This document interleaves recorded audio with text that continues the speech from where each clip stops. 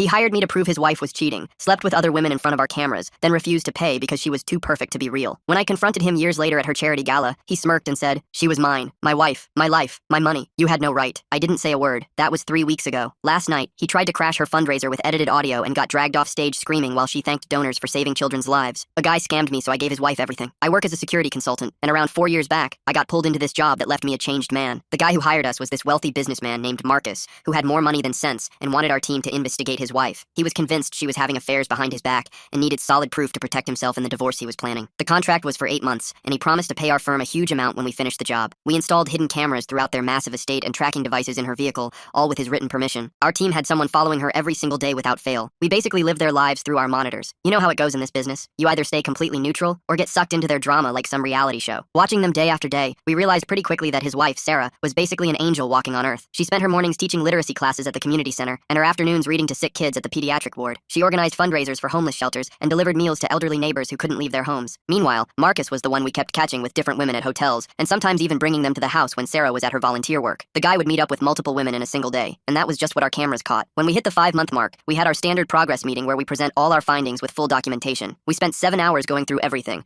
complete with video evidence and detailed reports. These showed Sarah had done absolutely nothing wrong, aside from maybe jaywalking once and forgetting to signal a lane change. After we wrapped up the presentation, Marcus just sat there looking shocked. Then he goes, "So you're telling me you found nothing on her at all? Then what am I even paying you people for?" My supervisor Ronald's expression turned to stone. With an icy calm I'd never heard from him before, he said, "You hired us to investigate your wife, and you're upset that she's completely faithful to you." Marcus got all huffy and started grabbing his stuff. Ronald then told him, "Listen, we still have 3 months left on the contract. We'll keep monitoring and give you a final report when the time's up." Marcus just waved him off and said, "Forget it, I'm done with this whole thing. Just come get your equipment when she's not around." So, about 10 days later, we did exactly what he asked. Now, the way these contracts work is you pay a deposit up front, and the balance gets paid when the contract period ends, which, in his case, was 8 months. When the contract officially ended and payday came around, our whole unit got called in for an urgent meeting about our last assignment. Turns out Marcus decided not to pay the remaining balance and basically stiffed us for all that work. We still got our regular salaries but lost out on the huge completion bonus we were counting on. Everyone was furious, so we went to grab food and started talking about how to handle this jerk. Then someone remembered we still had copies of all that footage showing him with those other women. At first, we thought about using it as leverage, but that felt too dirty, and we weren't about to stoop to his level. I kept thinking about Sarah and how she deserved to know the truth, so I reached out to her directly. I arranged to meet her at a coffee shop and laid everything out for her. I showed her the videos of Marcus with all those women, and she just broke down completely. She cried for probably 45 minutes straight, and I felt terrible for destroying her world like that. I gave her copies of everything we had collected, suggested she find a good divorce attorney, and left her my contact information. About 8 months later, I got subpoenaed because our company was taking Marcus to court for breach of contract and refusing to pay what he owed. We won easily. His lawyer tried arguing we didn't deliver the results he wanted, but our contract was to observe and report, not manufacture evidence. We finally got our money, plus damages. As I was leaving the courthouse, Sarah caught up with me and thanked me for giving her all that evidence. She told me the divorce went through, and because of everything I provided, she got the house, the cars, and a massive settlement. We randomly ran into each other again maybe 7 months after that at a bookstore downtown. We ended up talking over lunch, one thing led to another, and now we've been together for over a year. But just when I thought life was going well, Marcus showed up unannounced at Sarah's charity gala a couple weeks ago to tell us that he'd been recording all our conversations during the divorce and was planning to use them to get back at us. I stared at Marcus standing there in his expensive suit, trying to look intimidating while Sarah's guests started noticing the commotion. My first instinct was to grab him by the collar and throw him out, but Sarah touched my arm gently, keeping me grounded. She stepped forward with that same grace she always had, even when dealing with difficult situations. "Marcus, you need to leave," she said calmly, though I could see her hands trembling slightly. "This is a private event for the children's hospital." He smirked and pulled out his phone, waving it around like some kind of weapon. "Oh, I don't think so. Not until everyone here knows what kind of people you really are." He started tapping on his screen, and I moved closer to Sarah protectively. The security guards Sarah had hired for the event started approaching, but Marcus held up his hand. "I wouldn't do that if I were you. I've got recordings of conversations between my ex-wife and her new boyfriend here that would make very interesting listening for all these donors." Sarah's charity coordinator, Margaret, rushed over looking flustered. "Is everything all right here?" she asked, glancing nervously between us and the growing crowd of onlookers. "Everything's fine," Sarah said firmly, but Marcus laughed loudly enough to draw more attention. "Fine? Is that what you call stealing someone's entire life?" He turned to address the small crowd that had gathered. "This woman took everything from me in our divorce, all because her boyfriend here helped her set me up." I felt my jaw clench, but Sarah squeezed my hand. She knew me well enough to know I was about to say something I'd regret. Instead, she addressed Marcus directly. "You lost everything because you cheated repeatedly and refused to pay the people you hired. That's not a setup, that's consequences." Marcus's face turned red, and he jabbed his finger at me. "This guy worked for the company I hired. He gave her all the evidence against me. That's a conflict of interest, probably illegal." Margaret looked confused and concerned, glancing at Sarah for guidance. More guests were stopping their conversations to watch the scene unfold. I could see Sarah's carefully planned evening starting to unravel, and I knew I had to do something. "Marcus, whatever you think you're going to accomplish here, it's not worth it," I said, keeping my voice level. "These people are here to support sick children, not not listen to your personal grievances. He ignored me and started scrolling through his phone more aggressively. Here it is, he announced triumphantly. A recording of you two discussing how you were going to use the evidence I paid for against me. Sarah's face went pale, and I remembered the conversation he must have been referring to. It was from one of our meetings with her divorce attorney, where we'd discussed the evidence I'd provided. Nothing illegal about it, but taken out of context, it could sound questionable. Play it then, Sarah said suddenly, surprising both Marcus and me. Go ahead, play your recording for everyone. Marcus hesitated, clearly not expecting her to call his bluff. The crowd was watching intently now, and I could see him realizing that maybe this wasn't going the way he'd planned. Margaret stepped forward again. Sir, I'm going to have to ask you to leave. This is a private event, and you're disrupting our fundraiser. I'm not going anywhere, Marcus insisted, but his voice had lost some of its confidence. Not until people know the truth about what happened. Sarah took a deep breath and addressed the crowd directly. Since my ex-husband seems determined to make a scene, let me be clear about what happened. Yes, I divorced him. Yes, I received a settlement. And yes, I'm now in a relationship with someone who once worked for a company Marcus hired. But there was nothing illegal or unethical about any of it. She paused, looking directly at Marcus. You hired a security firm to investigate me because you were convinced I was cheating. When they found nothing, because there was nothing to find, you refused to pay them. You were the one having affairs, multiple affairs, and that's why our marriage ended. The crowd was completely silent now, and I could see Marcus's plan backfiring spectacularly. Several of the donors were whispering among themselves, and none of them looked sympathetic to his cause. That's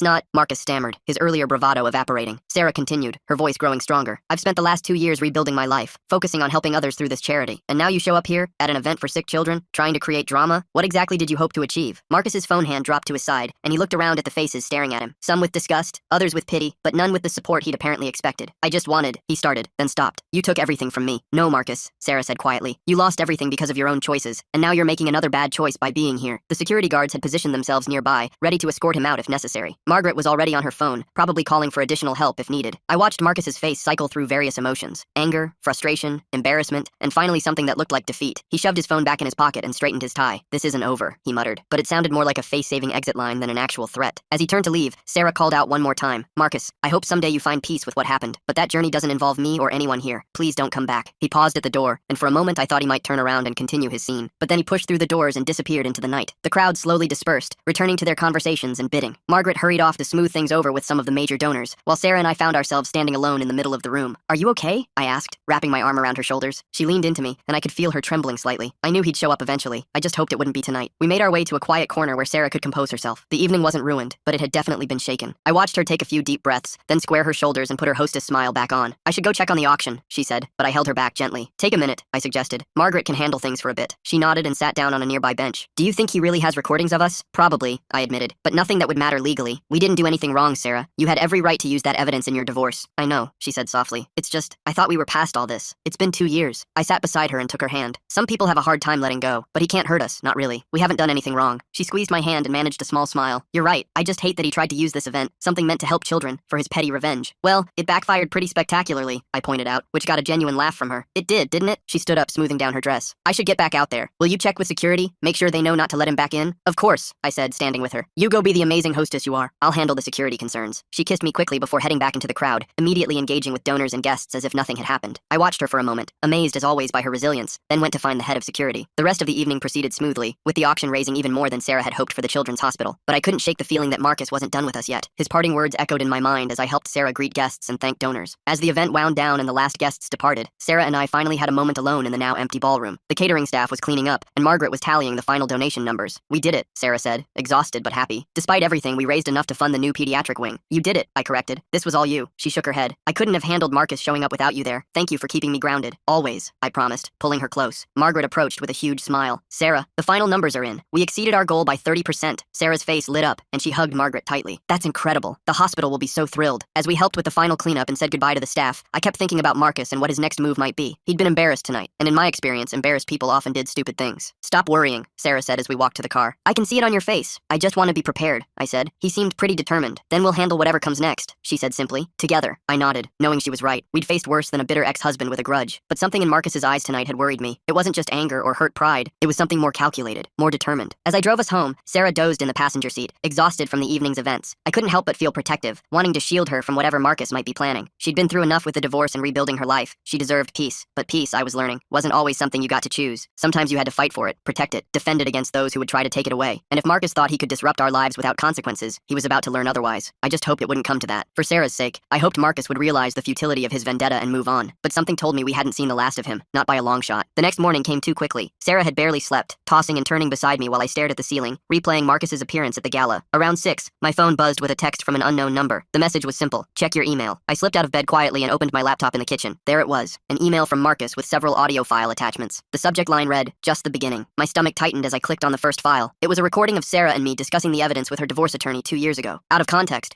our conversation about using the surveillance footage sounded calculating. The second file was worse, a private conversation between Sarah and me where she'd expressed relief about the settlement amount. Marcus had edited it to make her sound greedy. Sarah appeared in the doorway, rubbing her eyes. "What's wrong?" I turned the laptop toward her, and she listened to the recordings with growing dismay. "How did he even get these?" "He must have planted recording devices before the divorce proceedings," I said, "or had someone do it for him." She sank into a chair. "What does he want?" Before I could answer, another email arrived. This one contained a demand. Marcus wanted half of what Sarah had received in the divorce settlement, or he'd release the recordings to her charity board members, major donors, and the local media. He gave us 1 week to decide. Sarah's hands shook as she read his demands. "He can't be serious. That money is already allocated to the charity and my living expenses." I pulled her close. "We're not giving him anything. These recordings don't prove any wrongdoing. But they could damage my reputation with the charity," she said. "The board might lose confidence in me. The donors might pull their support." Over the next few days, Marcus's harassment escalated. He sent emails at all hours with new recordings, conversations taken completely out of context, private moments between Sarah and me that he'd somehow captured. Each message contained the same threat and deadline. Sarah tried to maintain normalcy, continuing her volunteer work and charity duties, but I could see the strain wearing on her. She jumped every time her phone rang, worried it might be a board member who'd received Marcus's recordings. On the 4th day, things took a darker turn. Sarah came home from the community center looking shaken. "Someone left an envelope on my car," she said, handing it to me with trembling fingers. Inside were printed screenshots of her charity's donor database with certain names highlighted. A note read, "These people will be very interested in what I have to share." "That's it," I said, reaching for my phone. "We're calling the police." Sarah grabbed my arm. "Wait, if we involve the police, it becomes public record. The media might pick it up. That's exactly what he wants, to create a scandal." She was right, but I hated feeling powerless. "Then what do we do?" "Maybe I should just pay him," she said quietly. "Give him what he wants so he'll leave us alone." "Absolutely not," I said firmly. "If you pay him now, he'll just come back for more. Blackmailers always do." That evening, we met with Sarah's friend Theodore, who worked in digital security. He examined the emails and recordings carefully. "These have been edited," he confirmed. "I can tell by the audio wavelengths, but proving that to lay people would be difficult." "Can you trace where they're coming from?" I asked. Theodore shook his head. "He's using VPNs and anonymous email services. He's being careful." As we left Theodore's office, I noticed a familiar car in the parking garage. Marcus's silver Mercedes was parked 3 spaces from ours. He wanted us to know he was watching. Sarah grabbed my hand tightly. "Let's just go home." But when we arrived at Sarah's house, we found the front door slightly ajar. Nothing was missing or disturbed, but the message was clear. Marcus could get to us whenever he wanted. "I'm calling a locksmith," I said, checking every room while Sarah waited in the living room. "And we're installing a better security system. He's trying to scare us," Sarah said, her voice steadier than I expected. "Make us paranoid." She was handling this better than I was. While I wanted to confront Marcus directly, Sarah remained focused on protecting what mattered, her charity work and the people who depended on her. The next morning, Sarah had a board meeting. I offered to go with her, but she refused. "I won't let him make me look weak or scared. The charity needs to see me as capable and confident." While she was gone, I decided to do some investigating of my own. I drove to Marcus's new apartment complex and waited in the parking lot. I wasn't planning anything. I just wanted to understand his routine, maybe find some leverage of our own. After 2 hours, Marcus emerged with a woman I didn't recognize. They got into his car and drove to an upscale restaurant. I followed at a distance, watching as they had lunch on the patio. The woman looked uncomfortable, checking her phone repeatedly while Marcus talked animatedly. When they finished, I followed them back to the apartment complex. The woman got into her own car and left immediately, while Marcus went inside. I noted her license plate, thinking it might be useful later. Sarah called as I was driving home. "The board meeting went fine," she said, relief evident in her voice. "No one mentioned anything unusual. Good. Maybe he's bluffing about contacting them." "Maybe," she said, but I could hear the doubt. That night, we sat down to create a strategy. Sarah pulled out a notepad and started listing our options. "We could try to negotiate with him, offer a smaller amount to make him go away. That's still giving in to blackmail," I pointed out. "Then we need evidence of our own," she said. "Something that shows he's harassing us." I told her about following him that day, and she frowned. "Be careful. We can't stoop to his level." "I'm just gathering information," I said. The woman he was with looked uncomfortable. Maybe she's another victim of his manipulation. Sarah's phone buzzed with a text. Her face paled as she read it. "It's from Margaret. She says someone sent her an anonymous email about me. She wants to meet tomorrow to discuss it." The walls were closing in. Marcus was making good on his threats, starting with the people closest to Sarah's charity work. "What are you going to tell her?" I asked. "The truth," Sarah said simply. "That my ex-husband is trying to blackmail us with edited recordings. Margaret knows me. She'll understand." But I could see the worry in her eyes. Margaret might understand. But what about the donors? The board members? How many people would Marcus have to poison against Sarah before her reputation was irreparably damaged? The next day, while Sarah met with Margaret, I returned to my surveillance of Marcus. This time, I spotted him meeting with a different person, a man in a cheap suit who looked nervous. They sat in Marcus's car for about 20 minutes. Then the man left with an envelope. I followed the man to a rundown office building where a sign read, "Private Investigator, Discreet Services." My suspicion was confirmed. Marcus had hired someone to help with his harassment campaign. When I got home, Sarah was already there, looking relieved. "Margaret was wonderful," she said. "She deleted the email without even listening to the recordings. She said she knows my character and won't let anonymous accusations change that." "That's great," I said, though I worried not everyone would be so loyal. "She also gave me some advice," Sarah continued. "She said we should document everything, every email, every encounter, every threat. Build our own evidence file." It was good advice. We spent the evening organizing everything we had. The emails, the timestamps, the photos I'd taken during my surveillance. Sarah even remembered some strange incidents from before the divorce that now made sense. Times when private conversations seemed to become public knowledge, when Marcus knew things he shouldn't have known. On day 6 of Marcus's deadline, the pressure intensified. Sarah received calls from 3 different donors asking about concerning information they'd received. She handled each call with grace, explaining the situation without going into too much detail. 2 of the donors expressed support, but one seemed skeptical. "He's trying to death by 1,000 cuts," Sarah said after the last call. "Chip away away at my credibility piece by piece. That afternoon, I noticed something odd. The private investigator Marcus had hired was parked outside Sarah's community center. He wasn't even trying to be subtle, sitting in his car with a camera. I approached his vehicle and knocked on the window. He rolled it down nervously. "You're not very good at this," I said calmly. "If you're going to surveil someone, at least try to blend in." He stammered something about being lost, but I cut him off. "I know Marcus hired you. What exactly did he ask you to do?" The man's eyes darted around nervously. "I can't discuss my clients." "Sure you can," I said, "especially when those clients are asking you to participate in harassment and blackmail." That got his attention. He said it was a simple surveillance job. Document her daily activities, that's all. "And the recordings he's been sending? The edited audio files?" The investigator's face went pale. "I don't know anything about recordings. He just wanted photos and activity logs." I believed him. This guy was small time, probably desperate for work. Marcus was using him as another tool in his harassment campaign. "Let me give you some free advice," I said. "Whatever he's paying you isn't worth getting involved in blackmail. Walk away now, before this gets worse." The investigator nodded quickly, started his car, and drove away. I doubted he'd be back. When I told Sarah about the encounter, she sighed. "How many more people has he involved in this?" "We'll find out tomorrow," I said. "When his deadline passes." Neither of us slept well that night. We'd made our decision. We wouldn't pay Marcus a cent, but we didn't know what the consequences would be. Would he really send the recordings to everyone? Would Sarah's charity work suffer? Would her reputation be destroyed? The deadline came and went without any immediate action from Marcus. No emails, no calls, nothing. The silence was almost worse than his threats. Then, around noon, Sarah's phone started ringing. Board members, donors, even some of the families whose children benefited from her charity. They were all calling about emails they'd received. Sarah handled each call with remarkable composure, explaining the situation honestly but carefully. Most people were supportive, expressing outrage that someone would try to damage her charity work. But a few were clearly uncomfortable, and one major donor said he needed time to reassess his involvement. By evening, Sarah was exhausted. "Maybe I should step down from the charity," she said quietly. "Let someone else take over without all this baggage." "Don't you dare," I said firmly. "That's exactly what he wants. You've built something amazing, and you're not letting him destroy it." She nodded, but I could see the doubt creeping in. Marcus was winning, not through the truth but through the exhaustion of constant attacks. That night, we received an unexpected visitor. The woman I'd seen with Marcus at the restaurant stood at our door, looking nervous but determined. "My name is Greta," she said. "I dated Marcus briefly. I think I have information that might help you." We invited her in, and she told us her story. She'd met Marcus 6 months ago through a dating app. At first, he'd been charming, but he quickly became controlling and manipulative. When she tried to end things, he'd threatened to share intimate photos she'd sent him. "I paid him to delete them," she said, ashamed, "but I don't think he ever did. He mentioned he was good at keeping records of everything." Sarah and I exchanged glances. If Marcus had a pattern of this behavior,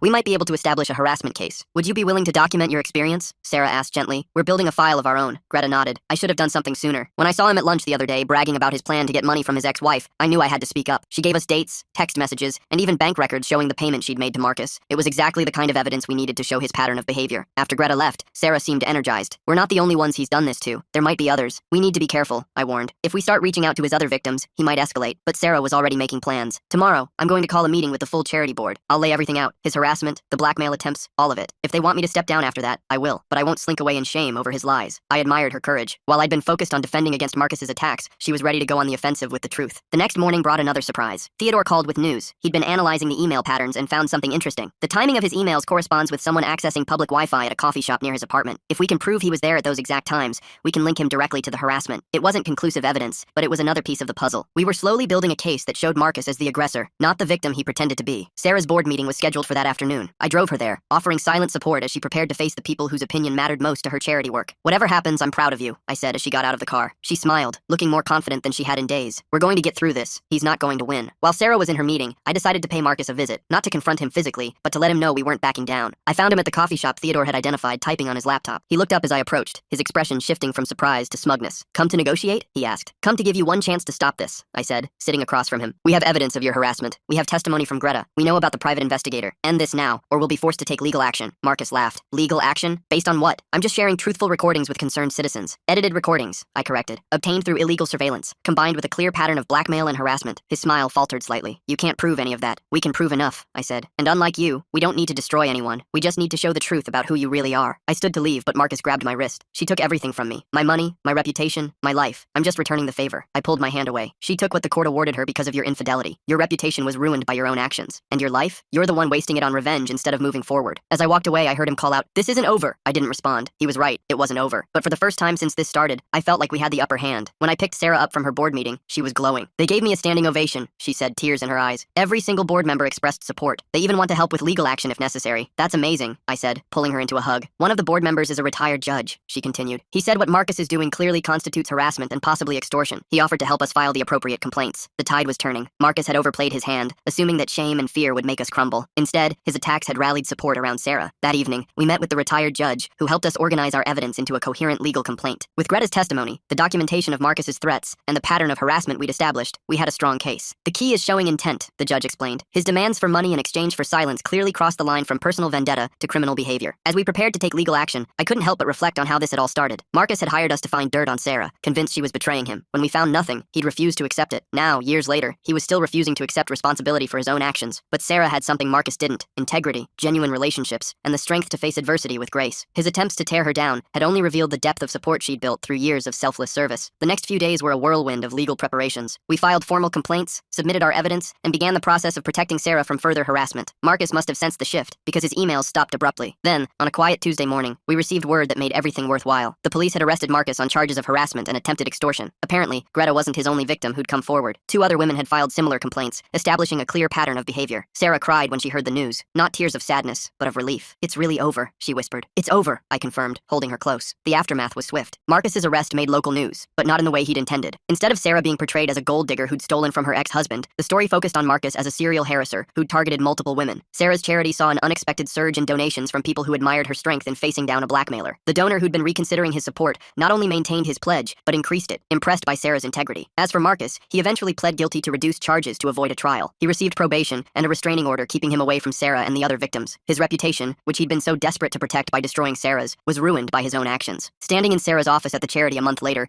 watching her coordinate the groundbreaking ceremony for the new pediatric wing, I marveled at her resilience. She'd faced down a campaign of harassment and emerged stronger, with her integrity intact and her mission unchanged. "You know what the ironic part is?" Sarah said during a quiet moment. "If Marcus had just moved on after the divorce, he could have rebuilt his life by now. Instead, he wasted 2 years plotting revenge that only destroyed himself." She was right. While Marcus had been consumed by bitterness and schemes, Sarah had built something meaningful. She turned her pain from the divorce into purpose, helping others while Marcus stewed in his resentment. The security firm I worked for had even benefited from the situation. After word spread about how we'd handled the original investigation with integrity, refusing to manufacture evidence despite losing payment, we'd received several new contracts from clients who valued honesty. As I watched Sarah address the crowd at the groundbreaking ceremony, thanking donors and sharing her vision for how the new wing would help sick children, I thought about how different things could have been. If Marcus had accepted the truth about his marriage, if he'd paid what he owed, if he'd chosen growth over revenge, none of this would have happened. But then Sarah and I might never have found each other. The charity might not have received the surge of support that would help so many children. Sometimes, I realized, good things can emerge from difficult circumstances if you face them with integrity and courage. Marcus had tried to destroy Sarah with lies and manipulation, but truth, supported by genuine relationships and unwavering character, had prevailed. It wasn't always easy to take the high road, to resist sinking to his level, to maintain dignity in the face of attacks. But Sarah had shown me that integrity isn't just about being right, it's about being strong enough to stand for what's right even when it's difficult. As the ceremony concluded, and Sarah made her way back to me through the crowd of well-wishers, I saw Marcus's silver Mercedes drive slowly past the construction site. For a moment, my body tensed, ready for another confrontation. But the car didn't stop. It simply continued on, disappearing into traffic. Sarah noticed it too, but didn't react beyond a slight pause in her step. Then she continued forward, greeting donors and volunteers, focused on the future rather than the past. Marcus might still be out there, nursing his grievances and plotting his next move, but he no longer had power over us. We'd learned valuable lessons about documentation, about the importance of building strong relationships,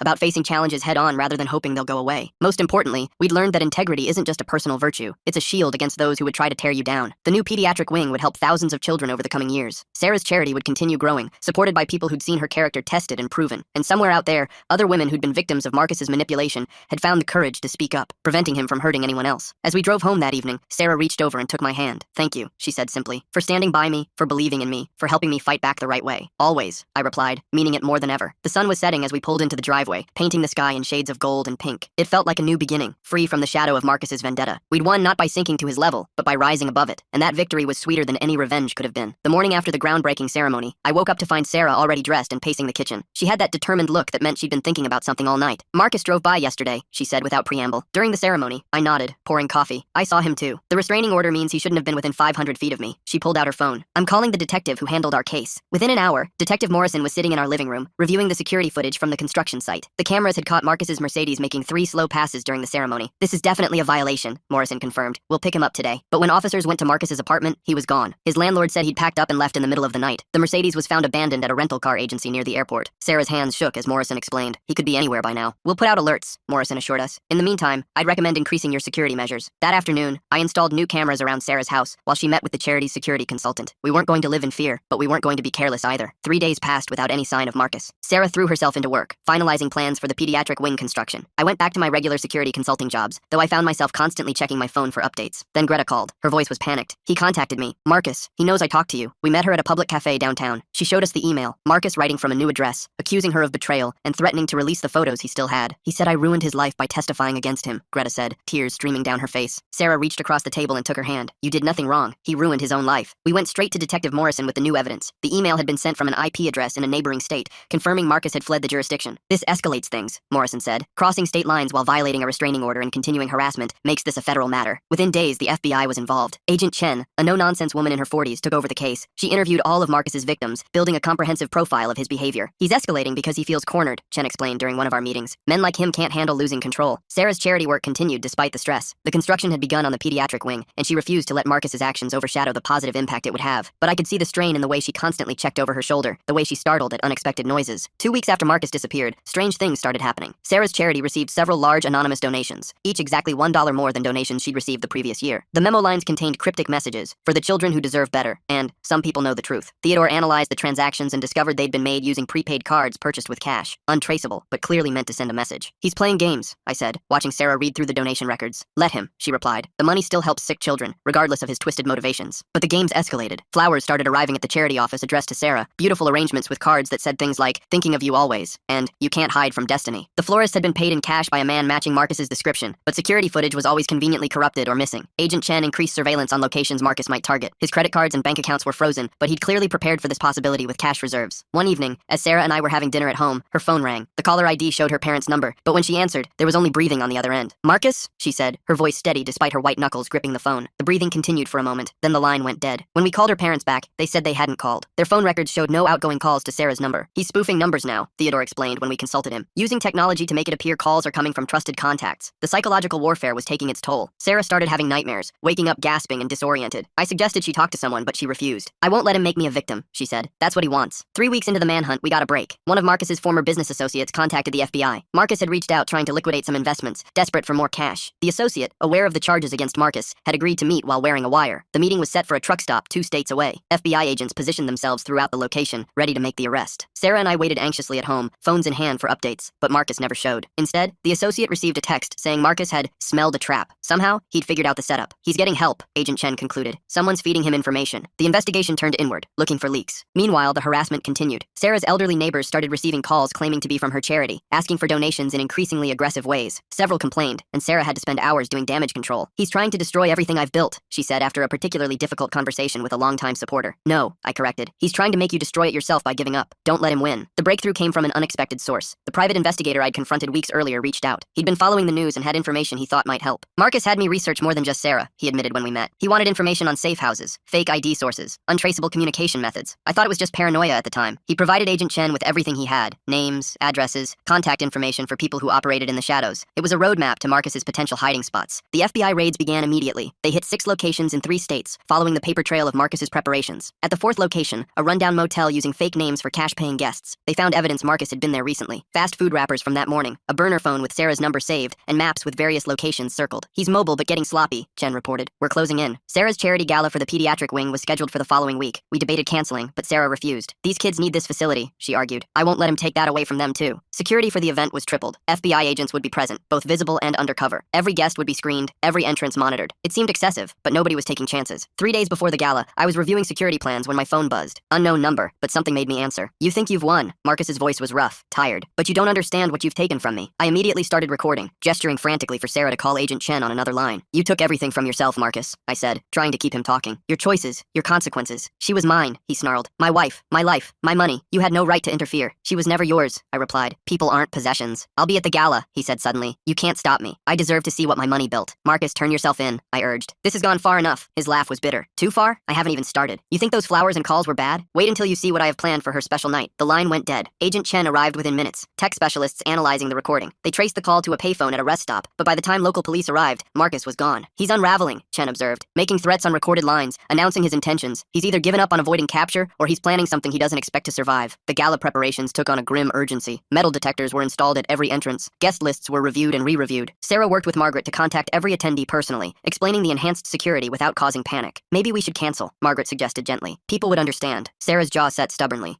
"We've worked too hard, and those kids need this wing. We're not canceling because of him." The night before the gala, I couldn't sleep. Sarah dozed fitfully beside me while I stared at the ceiling, running through security protocols in my mind. Every possible entrance, every potential threat, every contingency plan. At 3 a.m., Sarah's phone lit up with a text from an unknown number. "See you tomorrow, my love. Wear the blue dress. You know it was always my favorite." The message made my skin crawl. Sarah deleted it without responding, but I could see her hands shaking. "He won't get near you, I promised." "I know," she said, but neither of us really believed it. Marcus had proven too resourceful, too determined. Somehow, some way, he would try to make good on his threat. The morning of the gala dawned gray and drizzly. Sarah spent the day at the venue with Margaret, overseeing final preparations. I stayed with the security security team, walking through every procedure one more time. Agent Chen pulled me aside. We've got agents at every entrance, plainclothes officers throughout the crowd, and spotters on the surrounding buildings. If he shows up, we'll get him. But I couldn't shake the feeling we were missing something. Marcus had spent weeks planning this. He wouldn't just walk through the front door. As guests began arriving, the security checkpoint process was smooth but thorough. Everyone understood the circumstances and cooperated without complaint. The metal detectors caught a few forgotten pocket knives, and one guest's concealed carry permit holder agreed to leave their weapon in their car. Sarah looked stunning in a black gown, deliberately not the blue dress Marcus had mentioned. She greeted guests with her usual warmth, but I could see the tension in her shoulders, the way her eyes scanned each new arrival. The cocktail hour proceeded without incident. Donors mingled, bidding on silent auction items and discussing the impact the new wing would have. Several pediatric patients and their families were special guests, their excitement infectious. I was starting to think Marcus had been bluffing when one of the catering staff approached me. "Sir, we found something strange in the kitchen." My blood ran cold. The kitchen, we'd screened the catering company but hadn't maintained constant surveillance on their prep area. I followed the server quickly, alerting Chen through my earpiece. In the kitchen, the head chef showed me a box that had been discovered in their supply delivery. Inside was a bottle of champagne with a note. "For the toast to Sarah's success, M." Chen's team descended on the kitchen immediately. The champagne was taken for testing while every other bottle was inspected. The catering staff was re-interviewed, delivery records scrutinized. "He's not here," Chen concluded. "This was placed earlier, probably through a third party. He's trying to disrupt the event without showing up," but I wasn't convinced. This felt too simple for someone who'd spent weeks planning. I returned to the main event space, scanning the crowd more carefully. That's when I noticed him. Not Marcus, but a man I recognized from the security footage at Marcus's apartment complex. One of his drinking buddies, someone who hadn't been on our radar as a threat. He was dressed as a server, moving through the crowd with a tray of champagne glasses. I moved to intercept him, speaking quietly into my earpiece to avoid causing a scene. But as I approached, he saw me coming. His eyes widened in recognition, and he dropped the tray, glasses shattering on the floor as he bolted for the service exit. Security converged from all directions. The man was tackled before he could reach the door, guests gasping and stepping back from the commotion. As officers cuffed him, he started laughing. "You're too late," he said. "He's already inside." My heart stopped. I spun around, searching for Sarah in the crowd. She was near the stage, preparing to give her speech about the new wing. Everything looked normal, but something felt wrong. Then I saw it, a figure in a server's uniform moving purposefully toward the stage, keeping his face turned away from the security cameras. The walk was familiar, even with the attempted disguise. "Marcus at 2 o'clock approaching the stage," I said into my earpiece, already moving. But Marcus had seen the commotion with his accomplice. He abandoned stealth, breaking into a run toward Sarah. She turned at the sound of running feet, her eyes widening in recognition and fear. Time seemed to slow as multiple security agents converged. Marcus reached into his jacket, and everyone tensed, hands moving to weapons. But instead of a GN, he pulled out a handful of papers, photos, documents, something he clearly wanted to show to the crowd. "You need to know the truth," he shouted, trying to push past the security closing in. "She's not who you think she is." He made it within 10 feet of Sarah before 3 agents brought him down. The papers scattered across the floor. They appeared to be the edited photos and doctored financial records he'd threatened to release, his last desperate attempt to destroy her reputation. As they cuffed him, Marcus's eyes found Sarah. The hatred there was mixed with something else, desperation, maybe even grief for the life he'd destroyed with his own choices. "This isn't over," he said as they dragged him away. "You can't hide from what you did to me." Sarah stood frozen for a moment, then straightened her shoulders. She stepped to the microphone, looking out at the shocked crowd. "I apologize for the disruption," she said, her voice steady. "As some of you know, my ex-husband has been harassing me for months. Tonight, he tried to ruin this celebration of hope and healing for sick children, but he failed, because what we're doing here is bigger than one person's vendetta." The crowd began to applaud, slowly at first, then building to a standing ovation. Sarah continued her speech about the pediatric wing, about the children it would help, about the power of community coming together for good. I watched from the side, my heart still racing from the confrontation. Agent Chen appeared beside me. "He'll be going away for a long time," she said. "Multiple federal charges, plus the state charges. He won't be bothering anyone again." The rest of the gala proceeded smoothly. Donors opened their wallets even wider, moved by Sarah's grace under pressure. The auction exceeded all expectations, fully funding not just the wing but additional equipment and programs. As the evening wound down, Sarah found me in the crowd. She looked exhausted but triumphant. "It's really over now," she said, and this time we both believed it. Marcus was sentenced to 8 years in federal prison. His accomplice got 2 years for his part in the plan. The other women Marcus had victimized found closure in his conviction, some even starting a support group for harassment survivors. Sarah's charity thrived in the aftermath. The story of her courage in the face of stalking and intimidation inspired even more support. The pediatric wing opened 6 months later, treating its first young patients with state-of-the-art equipment and compassionate care. We married the following spring in a small ceremony at the community center where Sarah taught literacy classes. Ronald attended,